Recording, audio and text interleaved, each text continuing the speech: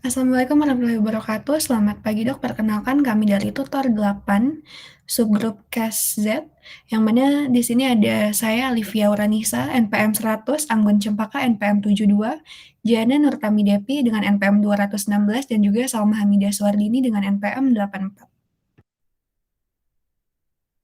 Kami mendapatkan kasus Z, di mana untuk kasus Z ini pasien yang kami dapatkan berupa profilnya adalah usia 63 tahun, kemudian jenis kelaminnya laki-laki, kemudian pasien datang dengan keluhan utama nyeri ulu hati dan ada profil khusus lainnya di mana pasien bekerja sebagai karyawan Unpad, memiliki faktor resiko berupa perokok berat dan juga sering mengonsumsi kopi serta memiliki gangguan ginjal.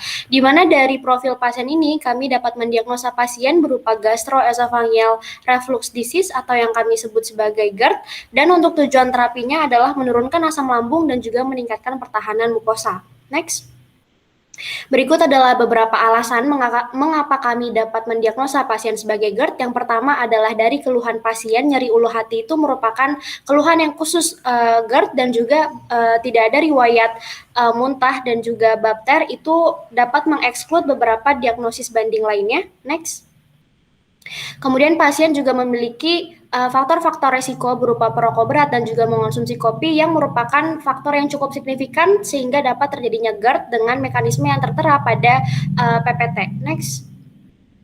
Untuk terapi GERD sendiri seperti yang sudah dijelaskan sebelumnya, di mana untuk terapi ini kami mentitik beratkan pada agen-agen yang dapat mereduksi keasaman dari intragastik seperti antasida, histamin 2 reseptor antagonis, dan juga proton pump inhibitor yang akan dijelaskan lebih lanjut berikutnya. Next. Oke, untuk yang pertama ada PPI atau proton pump inhibitor. Untuk PPI ini sendiri adalah golongan obat yang bekerja langsung pada sel-sel lambung untuk menurunkan produksi asam lambung. Di sini ada beberapa jenis obat yang akan dijelaskan pada slide selanjutnya. Lalu untuk obat jenis PPI ini bekerja dengan cara menghambat reaksi kimia antara hidrogen, kalium, enzim adenosin trifosfatase yang dikenal sebagai pompa proton. Maka dari itu disebutnya pompa proton inhibitor. Ini terdapat pada sel-sel penyusun dinding lambung yang memproduksi asam. Nah, untuk PPI ini sendiri, dia menghambat 90-98% sekresi asam dalam waktu 24 jam dan ampuh untuk meredakan GERD atau reflux lambung, untuk tukak lambung, usus, peptic ulcer disease, dan juga kerusakan kerongkongan karena paparan asam. Untuk efek sampingnya sendiri adalah diare, sakit kepala, sakit perut, dan untuk PPI ini termasuk kategori B, yang mana aman untuk digunakan selama kehamilan kecuali omeprazol. Omeprazol sendiri masuknya ke kategori yang C. Untuk interaksi obatnya, dia akan berinteraksi dengan mempengaruhi bioavailabilitas obat seperti ketoconazole, itraconazole, digoxin, atazanavir. Lalu di sini juga ada beberapa jenis-jenisnya. Untuk suitability-nya digunakan dalam jangka waktu 4-8 minggu. Terdapat omeprazol, tablet 20-40 mg secara oral 1 kali sehari setiap hari. Ada golongan esomeprazol, lansoprazol, dexlansoprazol, pantoprazol, rabeprazol, di mana akan dijelaskan pada slide selanjutnya. Dan untuk harganya sendiri juga bervariasi, di mana dimulai dari Rp5.000 untuk omeprazol sebanyak 10 tablet 20 mg. Lalu hingga berkisar harga Rp230.000, yaitu rabeprazol 14 tablet sebanyak 20 mg. Ini akan dijelaskan kembali lebih detail di slide selanjutnya. Boleh dilanjutkan? Selanjutnya saya akan melanjutkan menjelaskan mengenai H2RA atau histamin 2 reseptor antagonis, yang mana H2RA ini menurunkan sekresi asam lambung dengan berikatan secara reversibel dengan reseptor H2 yang lokasinya di sel parietal pada lambung. Onsetnya sendiri itu sekitar 60 menit, dan juga untuk durasi of action-nya itu sekitar 4-10 jam.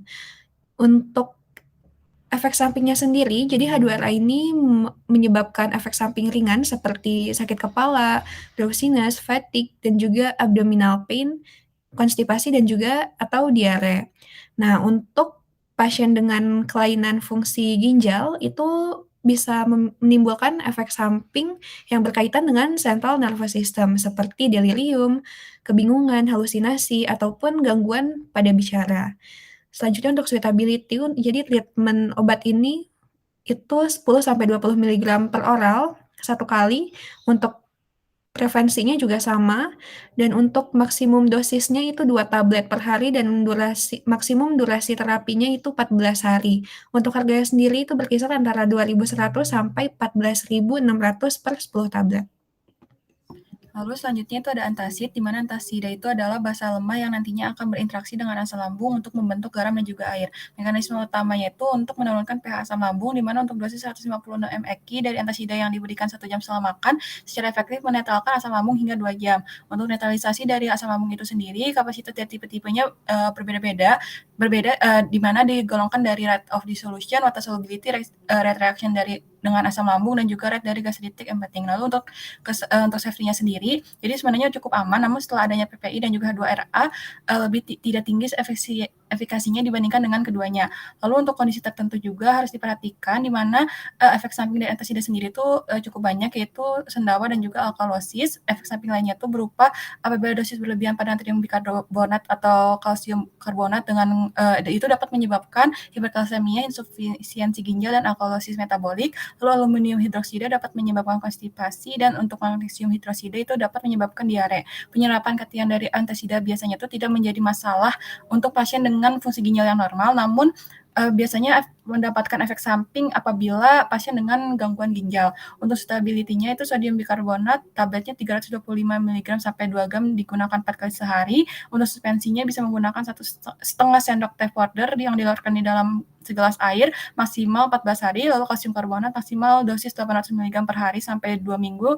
Lalu untuk magnesium hidroksida itu tablet 2 sampai 4 tablet setiap 4 jam.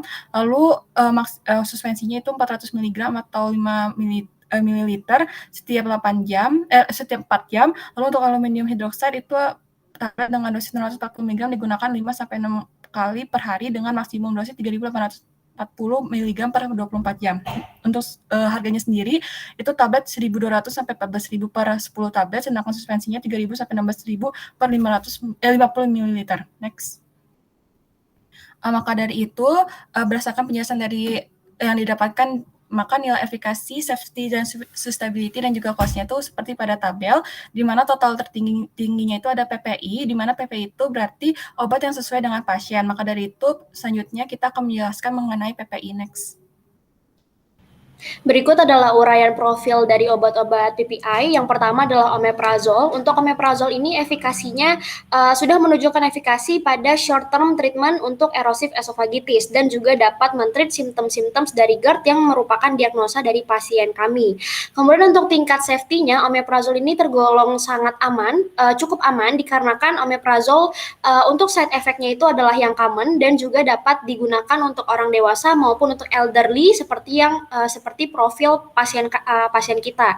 Kemudian omeprazol ini juga aman digunakan untuk orang-orang yang memiliki renal impairment seperti yang terjadi juga pada pasien kita, yaitu memiliki gangguan fungsi ginjal, namun omeprazol ini dapat dimakan walaupun dengan kondisi tersebut.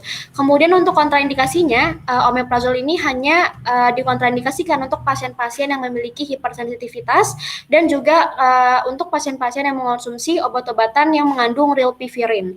Untuk suitability, dosis yang digunakan untuk mentreat heartburn dan juga acid reflux itu adalah 20 mg sampai 40 mg satu tablet sehari selama 2 sampai 4 minggu. Dan untuk cost-nya sendiri, omeprazol ini tergolong yang paling murah dibandingkan dengan yang lain, yaitu dalam range harga 5.000 sampai 12.000 rupiah saja. Berikutnya lansoprazol.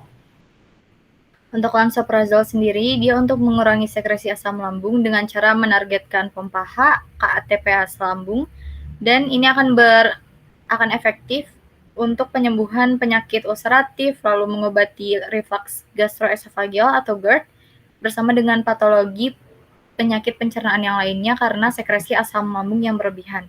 Untuk efek sampingnya sendiri berupa sakit kepala, faringitis, rinitis, diare, dan juga disgesia. Kontraindikasinya untuk pasien dengan diare akibat infeksi bakteri Clostridium defisiensi, lalu ada defisiensi vitamin B12, ada juga penyakit hati yang parah, penyakit ginjal, dan lansoprazol ini kontraindikasi untuk orang dengan osteoporosis. Untuk safety-nya sendiri termasuk pada pregnancy kategori B, digunakannya 1 kali sehari dengan dosis 30 mg secara oral, 30 menit sebelum sebelum makan dan diberikan 4-8 minggu. Untuk lansoprazol ini harganya berkisar 1.879 atau Rp2.000 per tablet. Selanjutnya itu ada pantoprazol, di mana pantoprazol itu secara irreversibel menghambat pompa hapus atau hapus ATP. Safety-nya itu bisa efek sampingnya paling sering diare, sakit kepala, mual, dan konstipasi. Untuk stability-nya itu 40 mg per 1 kali sehari per saat perut kosong atau 2 jam setelah makan selama 4-8 minggu. 8 minggu, ya benar. Lalu untuk harganya 90.000, di mana lumayan mahal. Untuk rabeprazol itu memblok langkah terakhir dari sekresi asam lambung. Jadi ketika dipelajari secara in vitro, rabeprazol itu sendiri biasanya aktif di pH 1,2 dengan waktu paruh 78 detik. Untuk safety-nya, jadi efek samping yang umum termasuk sakit kepala, diare, sembelit, dan juga sakit perut. Ini biasanya ringan dan hilang ketika berhenti minum obat. Lalu untuk stability-nya itu secara oral 20 mg per 1 kali sehari selama 4-8 minggu. Untuk harganya sendiri Rp230.000. Next.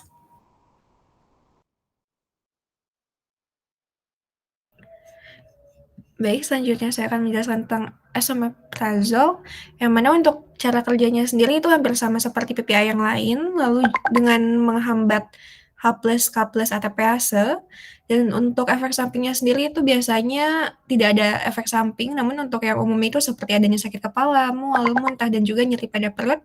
Untuk suitability-nya, jadi pada satu tabletnya itu mengandung sekitar 20 mg ataupun 40 mg, dan juga untuk yang satu saset itu mengandung 10 mg. Untuk harganya sendiri itu 155.000 per 7 tablet.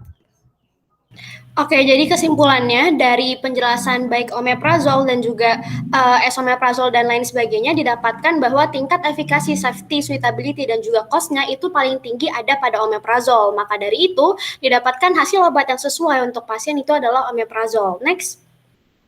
Berikut adalah peresepan untuk omeprazol pada pasien ini, di mana pada peresepan ini sudah mengikuti kaidah-kaidah yang berlaku, mulai dari nama pembuat dari resepnya di atas, kemudian ada tempat tanggal dibuatnya resep, serta subscription, inscription, dan juga superscription yang ditambahkan juga dengan tanda tangan beserta profil dari pasien itu sendiri, di mana di sini diresepkan omeprazol 20 mg tablet sebanyak 14, dikonsumsi 1 kali sehari 1 tablet per oral sebelum makan, dan untuk 14 ini dikarenakan dikonsumsinya selama 2 minggu, maka diresepkan 14 tablet.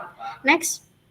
Oke, selanjutnya itu ada monitoring. Jadi melakukan monitoring terhadap asupan nutrisi, keadaan, keberhasilan pengobatan pasien, dan penyesuaian apabila pengobatan tidak berhasil.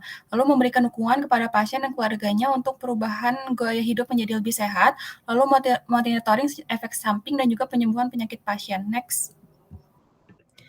Selanjutnya itu ada edukasi kepada pasien, di mana menjelaskan bahwa lifestyle itu sangat berpengaruh pada perkembangan penyakit pasien, terutama kebiasaan merokok dan juga mengonsumsi kopi, sehingga butuh edukasi berupa pengurangan kedua hal tersebut.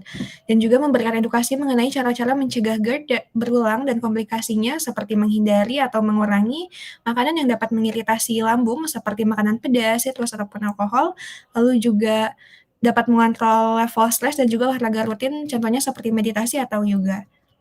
Baik, sekian yang dapat kami sampaikan, Dok. Mohon maaf apabila terdapat banyak kekurangan. Wassalamualaikum warahmatullahi wabarakatuh.